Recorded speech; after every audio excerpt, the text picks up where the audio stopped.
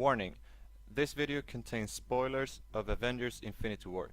You have been warned. If you have not seen the movie or does not want to be spoiled, turn away now. Don't watch the video. Okay? For those you still around, let's get started. What's going on, guys? Arcus here, and this right here is my review on Avengers Infinity War. So to start things off, this is the movie that Marvel has been building up to for over a decade now. All of the other 18 previous movies have all been leading up to this point right here, and it's finally here, and it's goddamn amazing. I mean, what can I say about this movie? It's just phenomenal in so many ways. You have so many great characters all thrown into the same movie. You got all these huge characters such as Iron Man, you got Captain America, Star-Lord, Doctor Strange. I mean, the list just goes on and on. There are probably over 20 different sort of heroes in this movie. And I mean, they must have chosen one of the absolute best villains in the entire Marvel universe. I mean, Thanos is just... I mean, there's no word to describe how amazing he was in this movie. And you can almost say to the flip point that Thanos was the main protagonist throughout the entire movie, because they actually gave him a lot of more depth than I thought they were going to, because they didn't just show him off as the bad guy, you know. You actually got thrown into his head a bit to see perhaps maybe why he was doing what he thought was the right thing to do. And I mean, he was so overpowered, he could easily have killed so many people in the movie that he decided not to, because he did not actually believe in killing them by himself. He thought more about the whole random thing. But who are we kidding? There has to be some sort of agenda by the fact that in the ending of the movie, where almost the entire half the population were disappearing or died, or they turned into dust or whatever, and so many of the characters disappeared or died or whatever, you wanna see what happened to them. The only people that were left, coincidentally, were the original Avengers. And I believe this was totally intentional, and they're gonna play a huge part in the next upcoming movie, which they have yet to reveal the title, because they say it's gonna be a major spoiler for this movie. So we'll have to see what it is. And I really like the fact, because in the beginning they stated that they were gonna do a part 1 and part 2 of Infinity War, but now they decided to go against that, and instead they're gonna have then like 2 separate movies with separate stories, and they're just gonna, the second movie that is still untitled is just gonna follow up on the Infinity War one. So the movie, I mean, it's hard to explain really what happened. It was just, there were so many. Right from the start of the movie, when I sat down in the theaters and watched it, it was action from minute one. Because I thought it was gonna be some sort of build-up, you know, some dialogue in the beginning, but you just get thrown right into the action. You get Thanos on the ship with the Asgardians, and he kills Loki in the beginning. I mean, I'm sorry if you haven't seen this movie, this is major spoilers, but you know, you click on this video and it's a review, so you should know that by now. And I mean, he had the opportunity to kill Thor there as well, because he was strangling in all this iron, and I mean, but he let him go. So for him, it's sort of nice to see that he does not just want to kill anyone at random, because he's so overpowerful. And we got to see the epic fight between the Hulk and Thanos right at the beginning, which was sort of sad as well, because that was the only time in the entire movie that Hulk appeared, because Bruce had some problems getting him out throughout the entire movie, because Hulk had never lost a battle before. But I mean, you still got to see Bruce Banner in action. You got to see him in the Hulkbuster suit, which was pretty amazing. And speaking of that Hulkbuster suit, that entire fight scene in Wakanda, that was so amazingly done. And I mean, I got chills when Thor came down with his new hammer Stormbreaker that he had gotten from E3. And I mean, Peter Dinklage, of course he is playing a giant dwarf. That was just a fun Easter egg when you watched it, and you're like, huh, that's Peter Dinklage. And I mean, he was so perfect for the role. Well, anyway, when Thor came down there with the hammer and all the lightning and everything, it was just, I mean, I got chills. It was so amazing. And that entire scene, you just thought to yourself, wow, he's really a god. and he's probably the only one that actually could kill Thanos at that point, because it felt like he had so much power and he just obliterated every single one that was in front of him. It was just so amazing.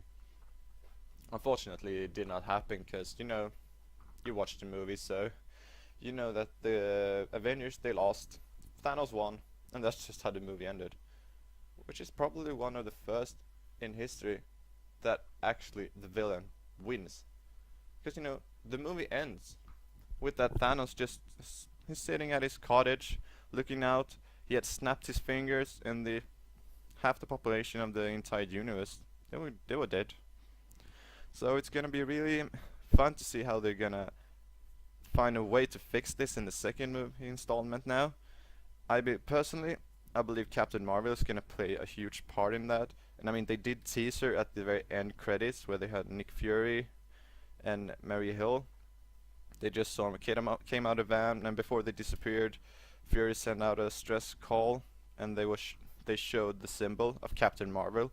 So somehow she's gonna play a really big role in the next upcoming movie.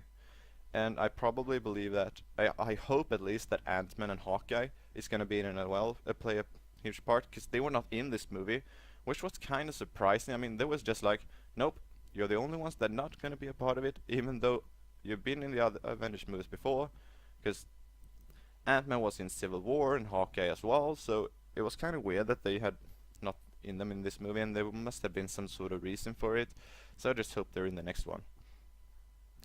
And also, I believe the whole thing with Doctor Strange, I mean, when you blick forward in time and he said there were 14 million different outcomes of this match, and in only one of them the heroes won and defeated Thanos.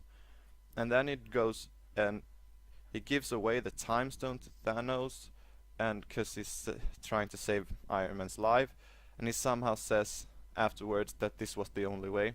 So in the future that he predicted that the Avengers win, Thanos must have gotten the time stone first, and these events must occur in order for that to happen. So somehow Iron Man is probably gonna play a huge role as well. And since this is the build up to all these movies, and these are gonna be the final installments and sort of ending this third phase of the Marvel universe, they're probably gonna have the original Avengers sacrifice themselves in some way for the newer generation to come forward, and in the new movie installments that are gonna come after the events of the next movie. So, and the movie had a really well balanced sort of way with the comedy and the action scenes, because you're always on your seat in the action scenes, but the comedy was just spot on. And especially, I think the most underrated character in this is actually Drax. He had so many funny lines that they were totally amazing. I mean, at that point when they're at the ship and Star-Lord and Gamora are having this sort of romantic scene, and you see the camera point to Drax, and they're like, "How long have you been standing there?" And he responds, "An hour. I've been standing so incredibly still. You can't see me. I'm invisible." And it's so funny because he actually believes it. And then Mantis comes in and says, "Hi, Drax," and it was just so funny. And all of his voice, all of his lines, and I mean, he even had an improv line where the others say, "Where is Gamora?" and "Who is Gamora?" and so on. And Drax responds, "I'll do you one better. Why is Gamora?" And it was just a funny line. I mean, it really takes some great acting to come up with this line, and it was exactly the thing that you would expect Drax to respond with. And Dave Bautista, who plays him, he nailed that line so well. And also, the most heartbreaking point in the entire movie was for me when they added that little extra lines to Spider-Man in the ending when he was disappearing and he got into Tony's arms and he was like, "I don't want to die." And that was it was heartbreaking to see. But, I mean, it's some relief because they have confirmed that there's going to be a Homecoming 2 and there's going to be a Guardians of the Galaxy Volume 3.